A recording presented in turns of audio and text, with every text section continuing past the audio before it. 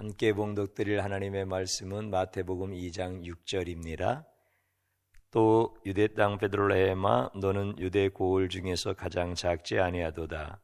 네게서 한 다스리는 자가 나와서 내 백성 이스라엘의 목자가 되리라 하였음이니이다. 아멘. 주님의 보혈로 다 씻어주시고 오늘 또 예배 중에 임재하시는 하나님께서 여러분들의 모든 삶을 치유하시고 회복시켜 주시는 줄로 믿습니다. 하나님께서 여러분들이 예배 드리는 모든 시간과 장소 이미 구별하여 주셨고 여러분들을 환영하시고 환대하여 주십니다. 특별히 예수님께서 자신에 대한 말씀을 우리에게 풀어주실 때 예수님의 다른 이름은 임마누엘입니다. 하나님이 우리와 함께 하신다라고 하는 뜻이지요. 예수님이 나와 함께 하심을 경험하시고 하나님이 나와 함께 하심을 경험하시고 성령님께서 나의 모든 생각과 마음과 판단을 주장하고 계시다라고 하는 것을 경험할 수 있기를 주님의 이름으로 축복합니다. 저는 오늘 자녀들은 위대하다라고 하는 제목의 말씀으로 함께 은혜를 받고자 합니다. 사람들은 자기가 보고 느끼고 생각하는 것을 합리적이다라고 생각을 합니다. 또 객관적이다, 이성적이다. 그렇기 때문에 그것이 나에게 가장 유익한 것이다 라고 생각을 하게 되어집니다. 그러나 인간이 얼마나 연약하고 유한한 존재인지를 잘 모르고 있습니다.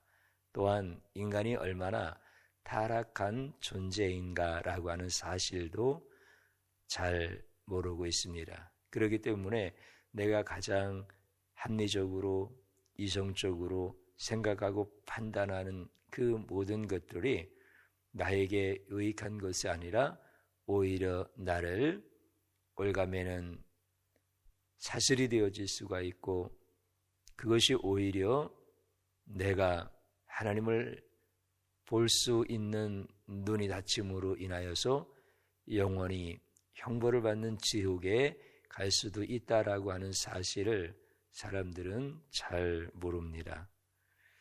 사람들이 뉴스를 많이 보다 보면은 그 뉴스가 진리인 것으로 착각을 합니다. 많은 뉴스가 가짜 뉴스라는 거 아시죠? 그런데 뉴스가 사실이다 할지라도 사실은 진리는 아닙니다. 진리와 사실은 엄연히 다른 것입니다. 그런데 현대인들은 내가 알고 있는 사실이 진리인 양 착각함으로 인하여서 사실과 진리를 혼돈하며 살아가는 경우가 너무나 많습니다. 그것으로 인하여서 현대인들이 괴로워하고 고통스러워하는 이런 삶을 살아가는 것을 자기 자신이 제일 잘 알 수가 있습니다. 오늘 우리는 성경을 보면서 유대 땅 베들레헴은 작은 고을입니다. 유대 나라에서 크지 않은 작은 동네에 불과합니다. 그런데 성경에서는 뭐라고 말씀하시냐면 너 베들레헴아 너는 작은 고을이 아니다. 왜냐하면 거기에서 이스라엘을 다스릴 목자가 나오기 때문에 그렇다. 이렇게 말씀을 해주고 있습니다. 성경에 있는 말씀 미가서 5장 2절을 제가 한번 읽어드리겠습니다.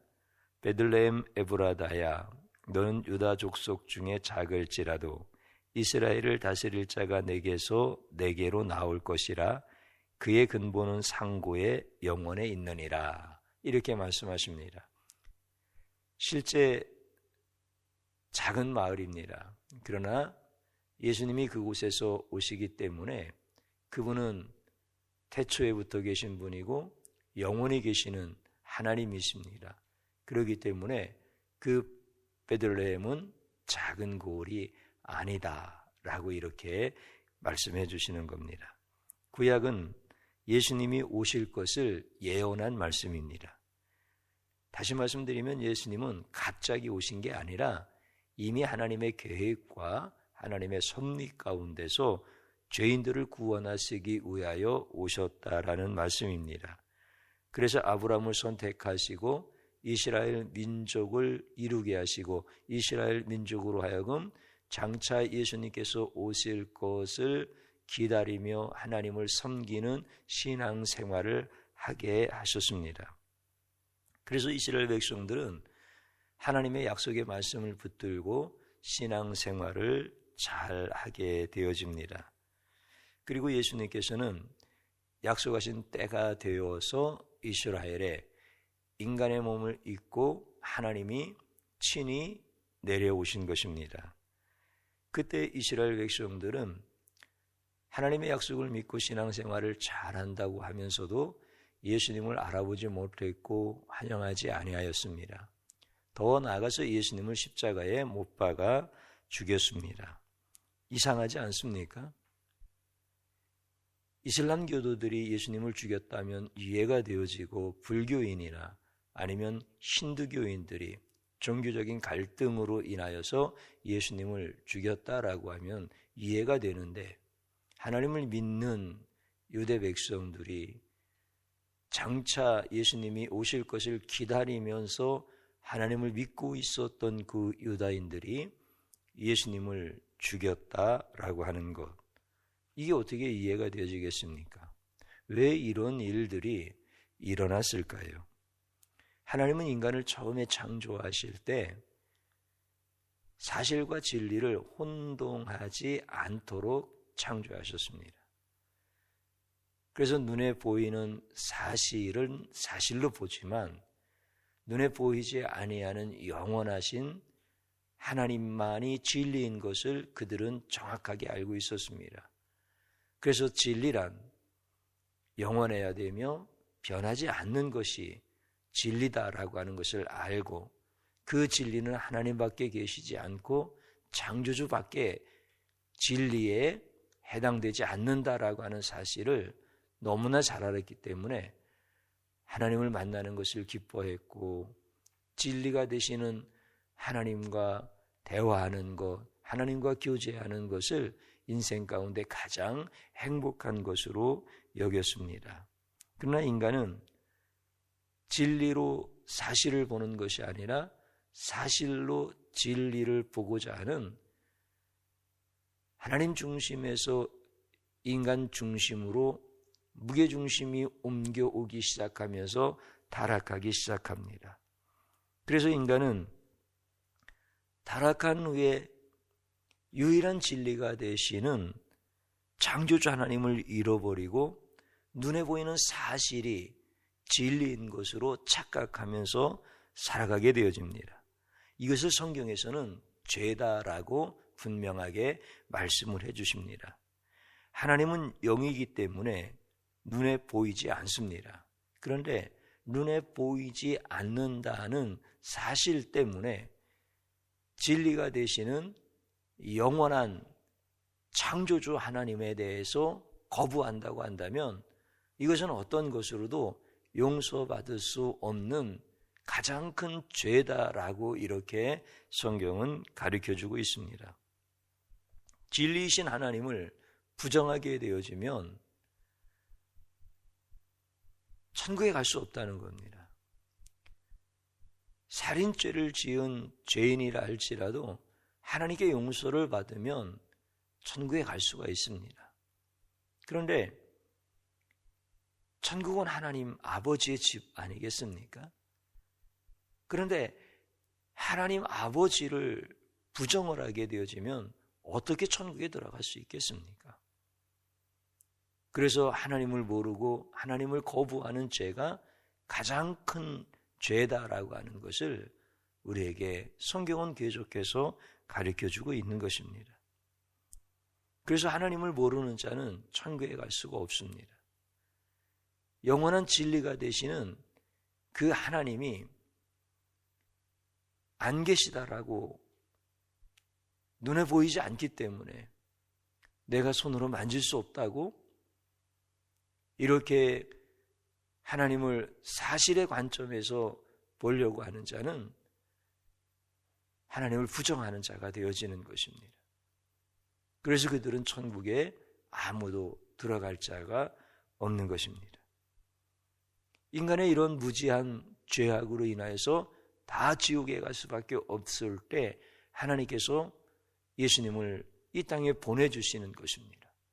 그리고 예수님께서는 이 땅에 오셔서 나를 본 자는 하나님을 본 자다 라고 이렇게 말씀을 하시면서 하나님과 하나님이 보내신 자를 믿으라 이렇게 말씀을 해 주십니다. 우리 예수님께서는 유대인들을 향하여서 그렇게 말씀을 하시지만 그들은 예수님을 믿을 수가 없었습니다. 참 이상하지 않습니까? 하나님이 보내신 자, 구원자를 기다리면서 신앙생활하던 자들이 왜 예수님이 오셔서 기적도 행하시고 천국의 말씀을 불어주시면서 나를 보내신 하나님과 하나님이 보내신 나를 믿으라. 그리하면 하나님을 안다. 하나님을 섬기는 것이다.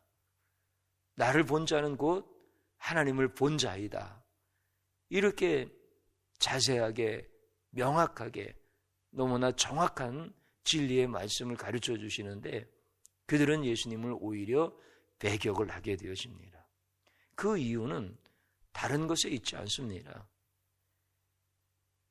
그들이 알고 있는 사실이라고 하는 지식 때문에 그런 것입니다.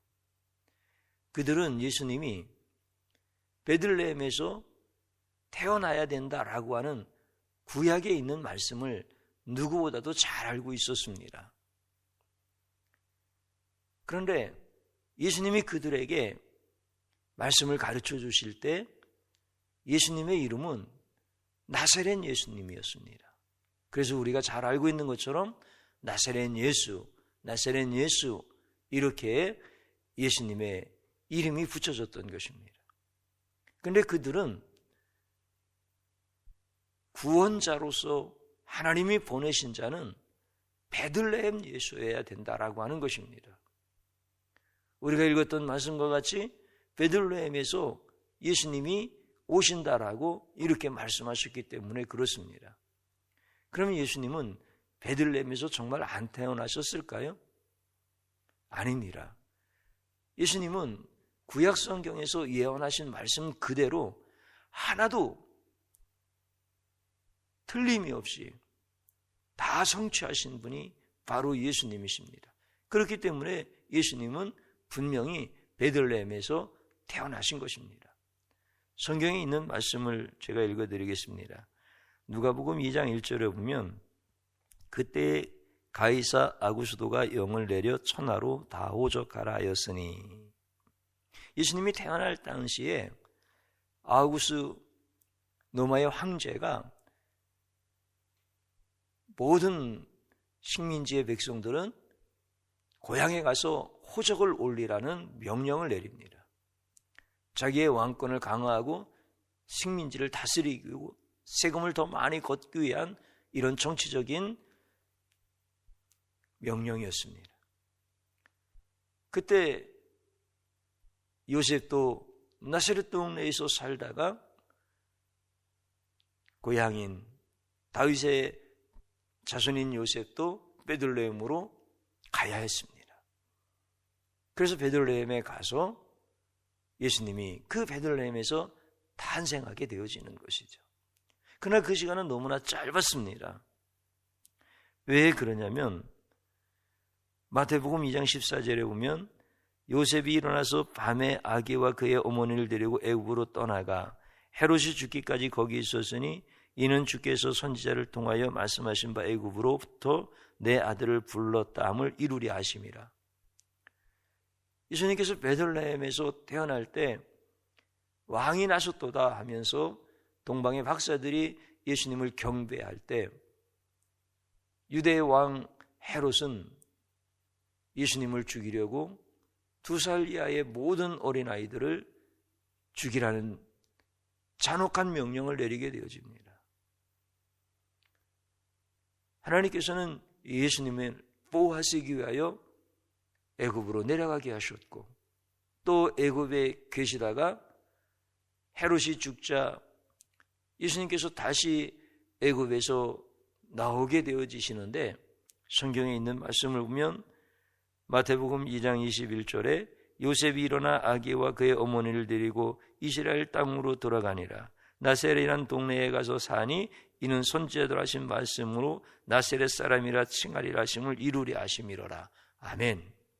그러니까 예수님께서 태어나시고 나세렛 예수가 되어지는 이 과정이 성경에 자세하게 기록되어져 있는 거죠. 베들레헴에서 태어나시고 애굽으로 가셨다가 다시 나세렛에 가셔서 성장을 하게 되어지시고, 이제 때가 되어서 예수님께서 우리를 구원하시는 사역을 시작하셨을 때 그분의 이름은 나세렛 예수였습니다.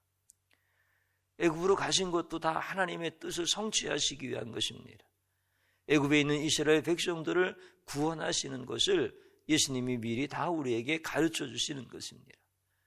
나사렛에서 예수님께서 성장하시고 거기에서 사역을 하시는 것도 성경에 다 예언된 말씀들입니다. 베들레헴에서 태어나는 것도 다 예언된 말씀입니다. 그렇기 때문에 짧은 시간에 예수님께서는 베들레헴에서 나시고 애굽으로 가셨다가 나사렛에서 성장하시고, 그래서 그의 이름은 나사렛 예수가 되어진 것입니다. 그러나 구약 성경을 잘 알고 있는 바리새인이나 서기관들, 율법사와 같은 이런 사람들은 베들레헴에 예수가 태어나야 된다라고 하는 이 사실에 집착하기 시작하는 것입니다. 예수님께서 사역을 하실 때 나사렛 예수가 아니라 베들레헴 예수다 이렇게 선포하시고, 예수님의 이름을 베들레헴 예수로 이렇게 말씀하셨다고 한다면 유대의 수많은 사람들이 예수님을 믿었을 것입니다. 그러나 그들은 오히려 나사렛에서 무슨 선한 것이 날 수 있겠느냐라고 이야기하면서 예수님을 배척하고 결국은 십자가에 죽이기까지 하는 것입니다.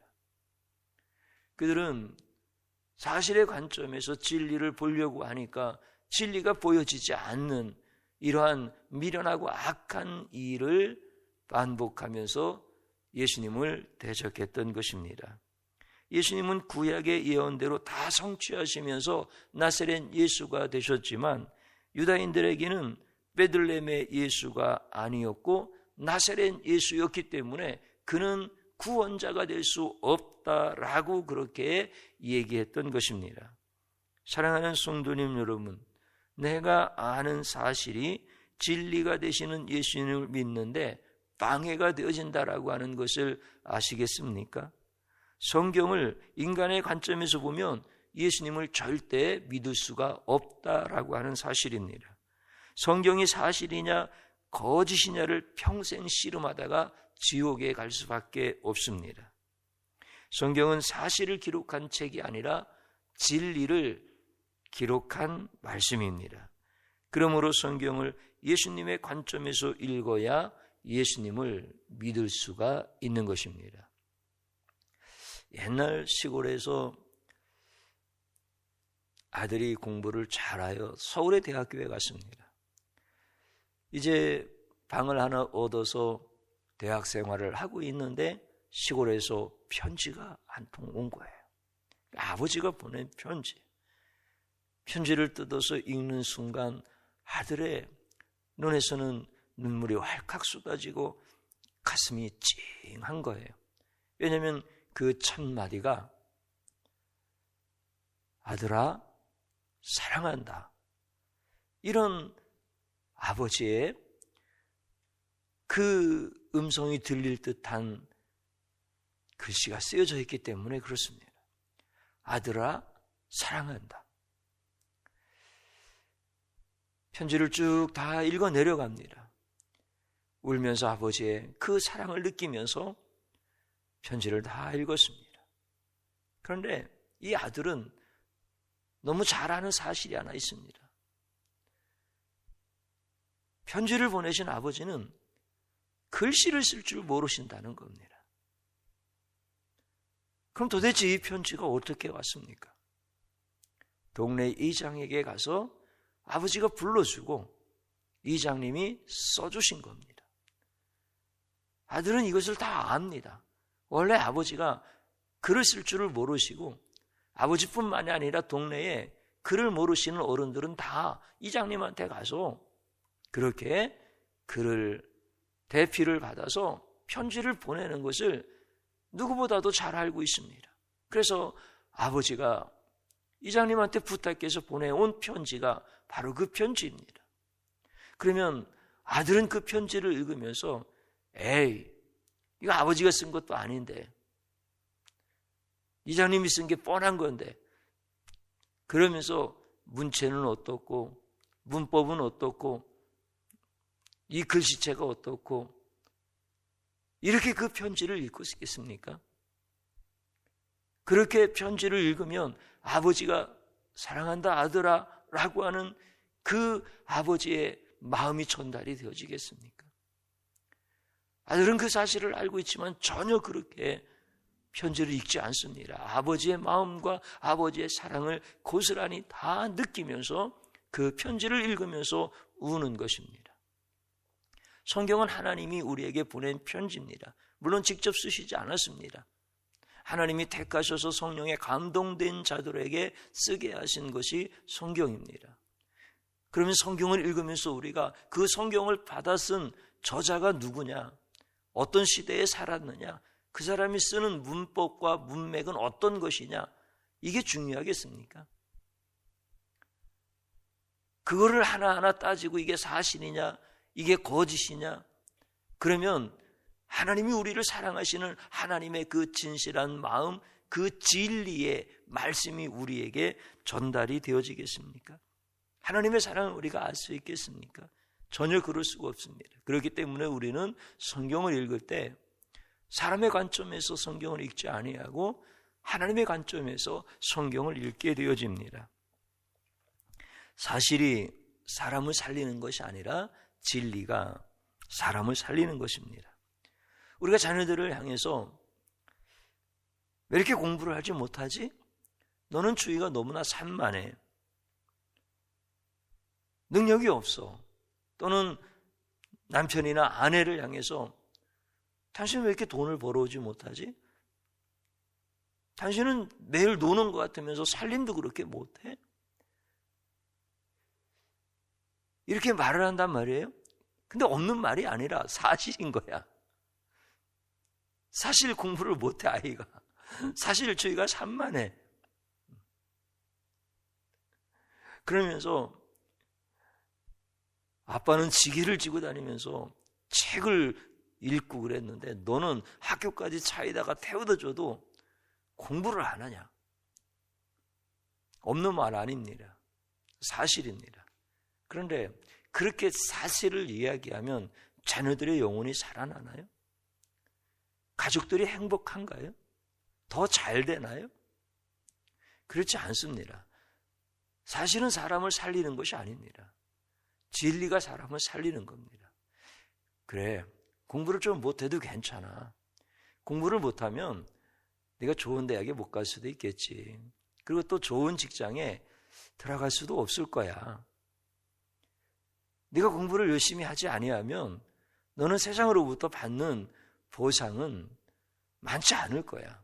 그런데 네가 하나님을 사랑하고 네가 하나님을 찬양하고 너를 구원하신 하나님을 높여드리며 그렇게 믿음으로 하나님을 바라보는 인생을 살아가면 하나님은 너한테 보상해 줄 게 너무나 많아. 이렇게 그 자녀에게 진리를 가르쳐주면 그 진리가 그의 영혼을 살려내는 것입니다. 그 자녀들을 하나님께서 선하게 이끌어 가시면서 위대한 자녀로 만들어 가시는 것입니다. 그래서 자녀들이 공부를 잘해서 위대한 것이 아니라 사실과 진리를 혼돈하지 아니하고 진리가 되시는 하나님을 섬기기 때문에 위대한 것이고 하나님은 그 자녀들에게 반드시 복을 주시기 때문에 그 자녀들이 존귀하고 위대한 것입니다. 사랑하는 성도님 여러분, 여러분들의 자녀가 예수로 충만하기를 축복하고 내 자신이 사실과 진리를 혼돈하지 아니하고 예수님이 하신 그 놀라운 구원의 사역을 찬양하고 높여드리면서 우리 하나님 앞에 영광을 올려드리는 이런 성탄절기가 될 수 있기를 주님의 이름으로 축복합니다. 저를 한번 따라서 해보시기 바랍니다. 나는 베들레헴 예수와 나사렛 예수도 분별할 줄 모르는 영적 소경입니다. 진리보다는 사실을 더 사랑한 악한 자입니다. 용서하여 주소서. 아멘. 이렇게 진심으로 회개 기도를 드리는 겁니다. 또 한번 따라서 하십시오. 나의 눈을 고쳐주셔서 감사합니다. 아멘. 나의 길을 열어주신 예수님을 찬양합니다. 아멘. 마지막으로 한번 따라서 해보시고 함께 기도의 자리로 들어가겠습니다. 사실을 진리라고 착각하게 만드는 마귀를 따라가면 지옥에 들어가고 진리로 사실을 증명하는 예수님을 따라가면 날마다 천국에서 살아간다. 아멘. 주님 한번 부르고 기도합니다. 주여 감사합니다. 주님의 영이 우리 가운데 함께 하시고 이 땅에 인간의 몸을 입고 오신 우리 주 예수 그리스도의 놀라우신 그 사랑 때문에 이제 더럽고 악한 죄악에서 벗어나게 하시니 타락한 죄성을 가지고 사실과 진리를 혼돈하고 왜곡하며 하나님을 멀리하고 대적했던 이 무능하고 악하고 무지한 자가 주님 앞에 회개를 합니다. 주님, 이제는 진리가 되시는 예수님만 사모하고 사랑하며 우리 예수님만 따라가게 하여 주시옵소서.